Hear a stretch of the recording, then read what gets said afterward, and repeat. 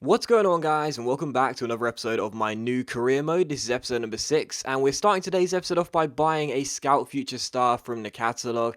Now, I usually do one per series, and we'll wait and see what our Scout finds. Hopefully, I'm looking for a fullback, possibly a winger, maybe a striker as well. Not really a central midfielder. That would be the worst place to find one, really, as our central midfield is already stacked with some good young players. But even so, we'll have to wait and see what our Scout finds regardless. I think the first season is the best time to get a Scout Future Star as well, because it depends on what team you start with, obviously. But if you start with a team which isn't already fantastic, you could already have good opportunities to bleed them through into the first team. So we sent out a Scout, see if we can find our Scout Future Star, and hopefully he'll come back with one in a couple of weeks, and he'll turn out to be a good player for us. But so we're taking on Lazio for the first of 3 games in today's episode here in Serie A. Right now we are top of the table. It's been an absolutely fantastic start to the season. Won all of our games so far but one, which was a defeat against Cagliari away from home. But Lazio started pretty brightly in the first opening 20 minutes of this game, but in the 20th minute, Quagliarella gets on the ball for us and finds Baselli. Baselli offloads it inside towards Benassi, whose strike is well saved by the goalkeeper, and Lazio clears. So first couple of chances coming to Lazio, but we crept our way back into the game in the first half, and as Gabbiadini plays Quagliarella through here, it's another good chance, but the shot is taken on early, and the goalkeeper makes a pretty comfortable save, and Lazio clears. So still goalless going into the break in this game. In the 45th minute though, Lazio get themselves down the right hand side with Keita on the ball. He slides it inside towards his man, eventually comes to Candreva down the right hand side, takes it around Balanta, plays it back to Keita. Keita crosses the ball in, Djordjevic flicks it on, and at the far post, Bilia gets onto the end of it, puts it past Padelli, and makes it Lazio 1, Torino 0. So Lazio lead in this game, courtesy of Biglia's goal there, and it's on the stroke of half-time, and sadly for us, we would go into the break a goal down, which is a bit frustrating, because despite Lazio starting pretty brightly, we did get ourselves back in the game, but unfortunately for us, the number 5 does give the home side the lead, and they do go 1 goal up. 7 minutes after the restart, they had a good chance to make it 2-0, as Keita's strike is blocked when it comes to Djordjevic. He strikes it, but Padelli makes a good save and turns behind for a corner, so still Lazio 1, Torino 0, but not much really happened after that until the 70th minute when Lazio are on the ball again down the right hand side here of Radu, because he gets intercepted by Amari off the bench. It's a good chance here as he takes it around De Vrij, shoots, but again it's a good stop by the goalkeeper, and Lazio clear. And it was how the game would finish as well. Lazio 1, Torino 0, so we lose for just the second time this season. A pretty poor result, to be honest, because I didn't think we played too badly.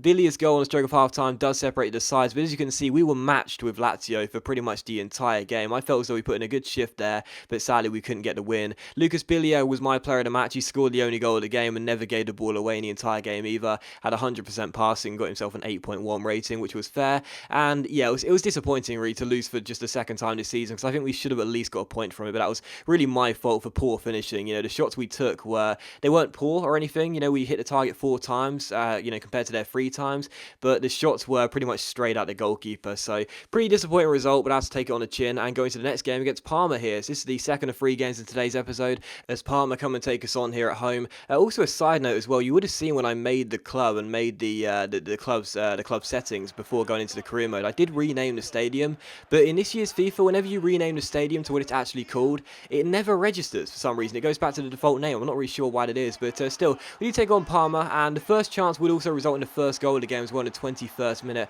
Florenzi got his second goal of the season. I thought we could have got a penalty as Parma failed to do with a corner. Maximovic passed the ball out wide and got taken out there. I thought we could have got a penalty for that. Didn't get one, and I'm glad we didn't as well, because he crossed the ball in. Florenzi out jumps 2 Parma players in the air and does get his second goal for Torino. So Torino 1, Parma 0. Great to take the lead in the first half. Just for the break though, Parma almost equalised, his header by Palladino going just over the bar and behind for a goal kick. So still 1-0 going into the break, and 5 minutes after the restart here, we're on the ball again with our goal scorer Florenzi intercepting and finding vibes. Eventually Martinez gets on the ball and plays it towards El Kaduri, plays that wide towards Poloski down the right hand side, takes it round his man, cuts inside with a couple of skill moves, and it's a really nice finish as well. The number 9 now gets his 9th goal of the season in 9 games and makes it Torino 2, Parma 0. So I guess 9 is the lucky number now. It's Poloski right now making it 2-0. Really nice finish and a couple of nice skill moves there. And you know, I've said it a few times already, I'll say it again. My target for this guy was, you know, the ambitious 15 goals a season. He only needs 6 goals to meet that. It's absolutely ridiculous. Meet that, which is ridiculous. But still, Torino 2, Parma 0. The familiar face of Poloski getting a celebration there, and it's 2-0 to Torino. Parma would get themselves back in the game here in the 65th minute. It came through De Camargo, sorry. It was really poor defending by me, I have to admit. In the first game, I was guilty of poor finishing. In this game, it was the poor defending there. I don't know really what I was trying to do, but as they passed the ball around the edge of the area, I sort of just ran out of position with a couple of defenders. They passed their way inside, and the number 10 gets his first goal in the Serie A to make it Torino 2, Parma Parma 1 and get the away side back in the game. In the 82nd minute though, Florenzi, who was everywhere in this game, plays through Barreto off the bench, and as the striker runs through it here one-on-one, I completely messed up the finish and really should have made it 3-1 to seal the game, but it was still 2-1, and to be honest, other than the goal that Parma scored, we were playing better than our opponents. I really did feel that, and as Vibes gets on the ball for us here, he keeps holding the ball, retains possession, plays that wide towards our right back, Bruno Perez. Perez takes it around Varela, keeps holding the ball and plays it across the field towards Martinez. Martinez runs onto it after the Parma defender mistimes his kick for the ball. It runs through to Martinez, who rounds the goalkeeper, and the Venezuela makes it Torino 3, Parma 1. He gets his third goal in the Serie A so far. So I said about this guy being an impact sub, he got a start in this game, and he does get his third goal of the season so far. Really do like the look of him. He's only 21 years old. I'm not sure what his potential is, but he seems like a decent squad player for us, if nothing else. He does make it 3-1 there. Make sure we will get the win, and we did indeed by those 2 goals. So Torino 3, Parma 1, a 2-goal cushion for us in that game, and as you can see by the stats, I felt as though we definitely deserved to get the win, and we did, and my player of the match went to Florenzi. He was everywhere in this game. What I love about this guy, he's got high work rates, loads of stamina, bombs all over the pitch, you can see in the top right there, 100% passing, didn't misplace a single one of his 21 passes, and also got the opening goal of the game as well. So a great performance by Florenzi, and a good team performance overall as well. And following that, we saw that our scout had returned from his mission, and we have our first ever U-Score monthly report. He's returned us a Brazilian winger called Victor Feijó, I think that's how you pronounce that,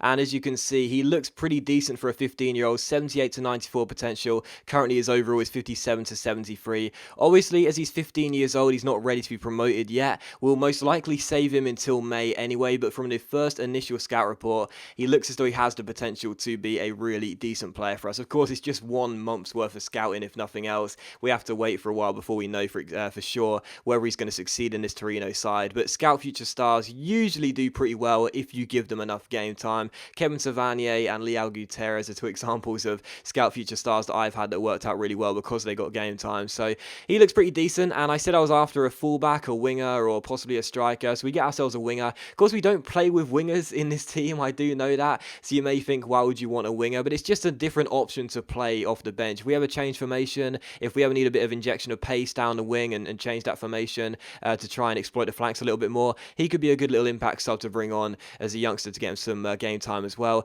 Still following that, look at the squad report and the league table as well. 9 games in, we are top of the table with 7 wins and 2 defeats right now. We got 21 points, and Juventus are in second with 21 points as well. Sampdoria 5 points behind us both with 16 points. So yeah, a really good start to the season. Obviously, I expected us to start off pretty brightly, mainly because as soon as I made all the transfers and I got the team set up the way I wanted to play with it, I felt pretty comfortable. But even so, to be top of the table after the first 7 games is still a really encouraging start. I was thinking maybe 3rd or 4th, possibly 2nd at a stretch, but to be top is really nice, and hopefully that continues for the rest of the season. I don't think we'll stay there and finish top of the table come the end of the season, but if we do, that will be the first ever time I've managed to side in the top flight right from the get-go and finish top of the table in the first season, so that'll be incredible, won't it? But even so, we take on Atalanta for the 3rd and final game of today's episode here. We're top of the table. Atalanta are currently sitting bottom of the table, so coming to this game at home as well, you'd definitely expect us to get the win. The first chance fell to us, which went off target, but the second chance was on target, and we saw a goal get scored as well. Fabio Quagliarella gets his, I think it's his 3rd goal in Serie A so far. His 3rd goal for us this season, and it's a really good finish as well because he was slipping on the pitch, yet he still managed to smash the ball past the goalkeeper with the left foot and make it Torino 1, Atalanta 0. So we came to the game expecting a win. We do take the opening goal of the game through Quagliarella's 3rd goal in the Serie A in the 14th minute. But how about this in the 17th minute? I know I'm not the best defender, but this was one of the most comical pieces of play I've ever seen. I don't really know what to say about this. This was just really poor, but also full props to Baselli as well, because he blocked one shot, he turned one shot onto the post, and he also helped ensure we got the danger clear as well. So massive props to the former Atalanta midfielder who we signed in the summer transfer window, Baselli, for bailing me out there and making sure we didn't concede after a terrible accident. But still, it's Torino 1, Atalanta 0. In the 34th minute, again, the away side came forward looking to equalise, but that shot was off target behind for a goal kick. Not much then really happened until the 73rd minute as Baselli goes down the right-hand side. Good chance for the former Atalanta man to play the ball inside to Quagliarella, and he does so, but it's a brilliant save by the goalkeeper, denying Quagliarella his 2nd goal of the game on the 1-on-1 and keeping it Torino 1, Atalanta 0. But to be honest, in the second half, Atalanta didn't do much. They were still trailing by a goal to 0. We were just passing the ball around, really, looking for that killer the ball, looking for the dagger, and we got it here in stoppage time. It's a second goal of the game for Quagliarella, his first brace of the season. Poloski getting the assist, nice ball inside, and a good little header by Quagliarella past the goalkeeper as he makes it Torino 2, Atalanta 0. So 2-0 now.